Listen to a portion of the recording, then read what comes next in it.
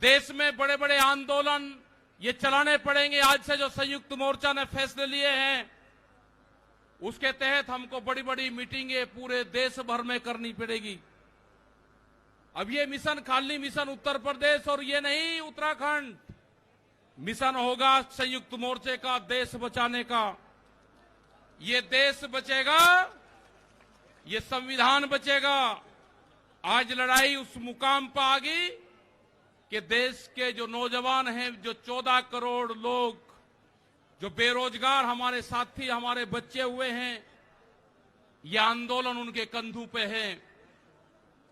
जिस तरह से एक चीज बेची जा रही है, 3 कानून भी उसी का ही एक हिस्सा है। पहला है कि यहां पे रेल और हवाई जहाज और हवाई अड्डे बेचे जाएंगे। किसने परमिशन दी? किसकी ताकत है कि देश की प्रॉपर्टियों को बेचोगे? आपने घोषणा पत्र में नहीं लिखा, देश की जनता को धोखा दिया। धोखा नंबर 1।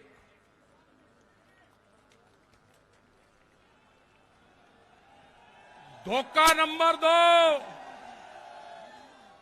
धोखा नंबर 2, बिजली बेचेंगे, प्राइवेट करेंगे बिजली को। ये धोखा नंबर 2 कहीं घोषणा पत्र में नहीं लिखा। जब वोट मांगी नहीं कहा कि बिजली भी बेचेंगे। ये सड़क बेचेंगे, पूरी सड़कों पर टैक्स लगेगा और एनएच के आसपास 500 मीटर तक अपनी कोई चाय की दुकान और गुमटी भी नहीं लगा सकता। अगर किसी ने चाय का खोखा रखा तो वह जमीन उसकी गांव समाज में निहित होगी। ये सड़कों को बेचने का काम करेंगे।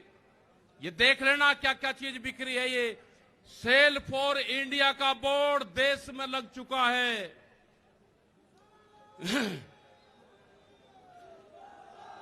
ये है एलआईसी, जो बड़ी कंपनी देश की, बैंक, ये सब बिखरे हैं।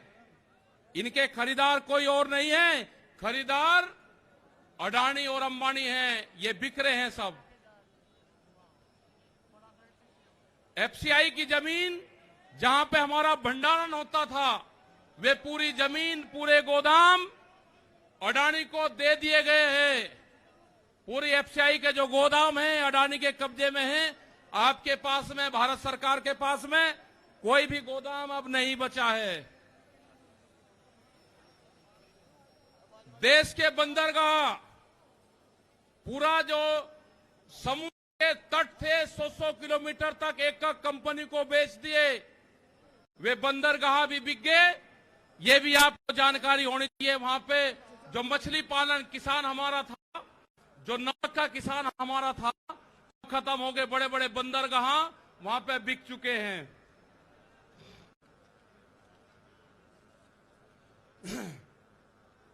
ये जल को बेच रहे हैं। जल का पूर्ण रूप से प्राइवेट कंपनियों को नदियां बेची जा रही है। जो नदियां, जो जल हमारी जीवन रेखा होती थी, उनको बेचने का काम पूरे देश में करा जा रहा है।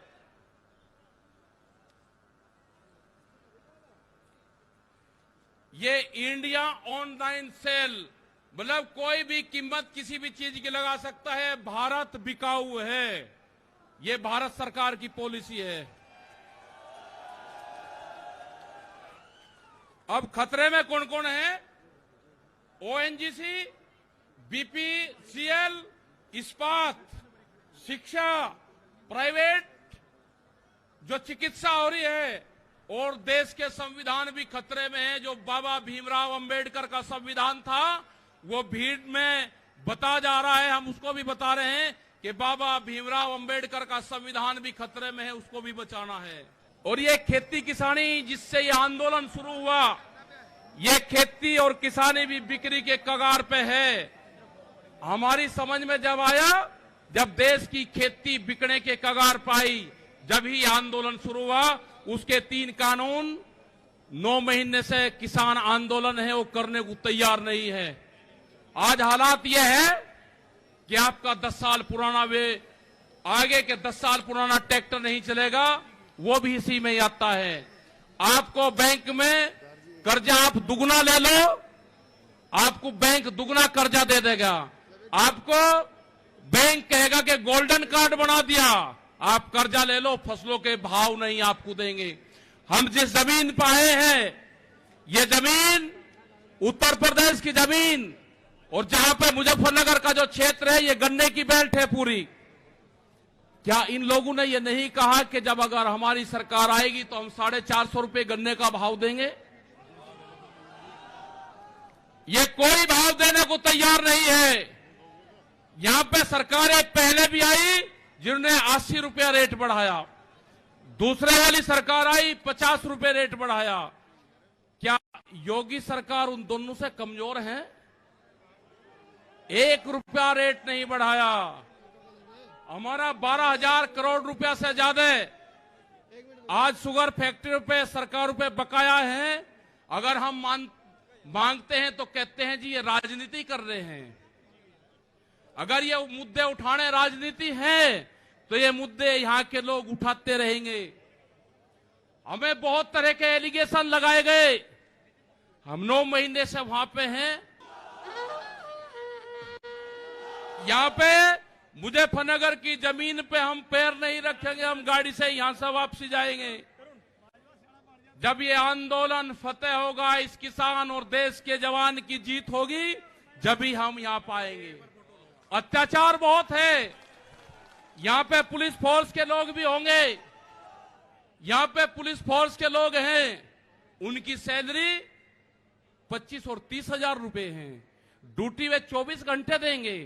मास्टर जो प्राइमरी का टीचर है उससे आधी सैलरी उनकी होगी, वे आवाज नहीं उठा सकते, उनकी आवाज को दबाया जाता है। उनका जो क्वार्टर है वो 500-600 फीट में है, उनके क्वार्टर बड़े बड़े, उनकी सैलरी भी टीचर के बराबर उनकी सैलरी हो। वे ड्यूटी देते हैं 24 घंटे। जितने भी सरकारी कर्मचारी है उनकी पेंशन खत्म करोगे, एमपी एमएलए की पेंशन लोगे 2-2, 3-3, कर्मचारियों की पेंशन खत्म करोगे। आप देश में प्राइवेटाइजेशन करोगे तो रोजगार खत्म होंगे। हमारी समझ में एक बात नहीं आई, जो बड़ी बड़ी कंपनी 67,000 और 1 लाख करोड़ रुपया सरकार का लेकर भाग जाती है, उन्हीं को ही फिर बड़े बड़े संस्थाएं बेच रहे हैं। वो पैसा कहां जा रहा है? अगर पूरे हमारे संस्थाओं के रेलवे बिक्री है, रेल के 4.5 लाख कर्मचारी बेरोजगार होंगे। मैंने जो सफाई कर्मचारी है उनसे बातचीत करी, रेलवे के या किसी भी नगर पालिका के हों, 5 और 6 हजार रुपए में वे सफाई कर्मचारी वाल्मीकि समाज के लोग नौकरी करेंगे। यहां पे अगर ठेका पड़ता होगी तो रोजगार जाएंगे। अगर प्राइवेट कंपनी के हाथ में ये कंपनी आ जाएगी, जिस तरह से रेलवे गई, 4.5 लाख कर्मचारी बेरोजगार होंगे। जो रेहड़ी पटरी के लोग अपना रोजगार चलाते थे, वे 4.5 करोड़ लोग हैं, वे बेरोजगार होंगे। बड़ी बड़ी एमेजॉन जैसी कंपनी आ रही है जो इस देश में व्यापार करेंगी, इस देश में मॉल खुलेंगे। वे हमारे मजदूर भाई कहां जाएंगे? ये उनकी भी लड़ाई है। ये लड़ाई जितनी भी संस्थाएं बिखरी है उसकी लड़ाई है। और आपने आगे की और हम बात बता देना चाहते हैं, ये लड़ाई शुरू हुई 3 काले कानून से। ये लड़ाई शुरू हुई एमएसपी पे गारंटी कानून से। हमने एक ही जिले का एक डाटा भारत सरकार को दिया, यहां उत्तर प्रदेश के अधिकारियों को दिया, यहां के मुख्यमंत्री को दिया। रामपुर जिले में जो मंसूरी धान की खरीद होती है वो बिहार में पैदा होता है, उसको बेच रहा है यहां पे। वो पंजाब जाता है, हरियाणा जाता है। बड़े व्यापारी का धान फसलें एमएसपी पे बिकती है, किसान की 10 से और 15% बिकती है। यह आपको समझना होगा। पूर्ण रूप से फसलों के दाम नहीं तो वोट नहीं, ये नारा लगाना पड़ेगा। फसलों के दाम नहीं तो वोट नहीं। जब तक इस सरकारों को वोट की चोट नहीं दोगे, ये दोनों बाहरी लोग हैं, इनको यहां से जाना होगा। अमित शाह, मोदी और योगी ये चुनाव जीत का है, ये उत्तराखंड से चुनाव जीत के प्रधानमंत्री बने, कोई ऐतराज नहीं। उत्तर प्रदेश की जमीन से जीत के गुजरात में गुंडागर्दी के दम पे आना हो, वहां पे पुलिस स्टेट है, वहां पे जीत के देश का प्रधानमंत्री बने, कोई ऐतराज नहीं है। लेकिन उत्तर प्रदेश की जमीन पे ये दंगा करवाने वाले लोग हैं, इनको यहां पे बर्दाश्त यहां की जनता नहीं करेगी। अगर हमारे शहीद होना पड़ेगा तो हम मोर्चे पर होएंगे, या तो जीत का आएंगे, बगैर जीते नहीं आएंगे वापसी। ये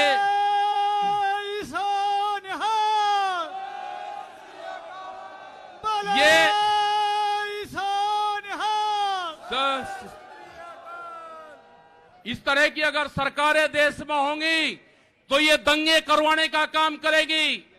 पहले भी नारे लगते थे जब टिकैत साहब थे, अल्लाहू अकबर,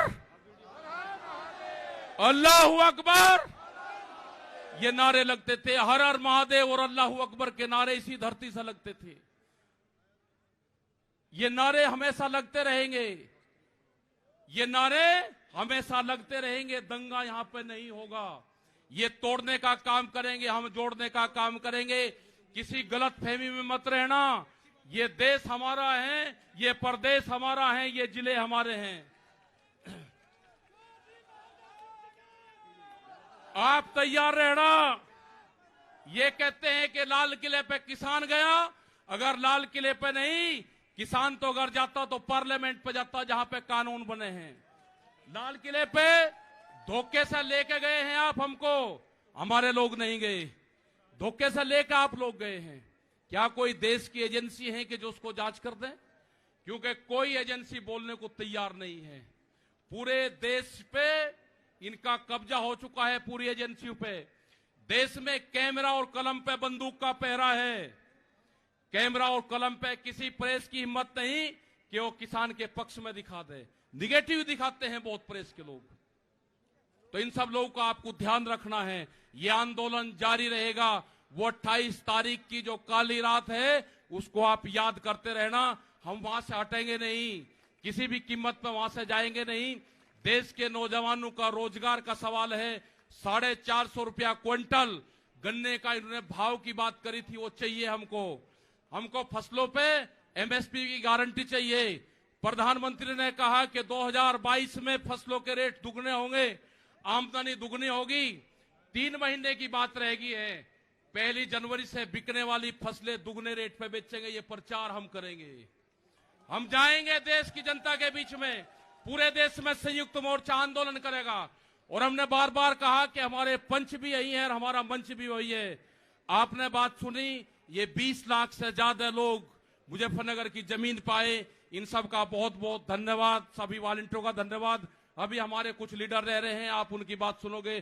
धन्यवाद। जय हिंद, जय भारत। वाहे गुरु जी का खालसा, वाहे गुरु जी की फतेह।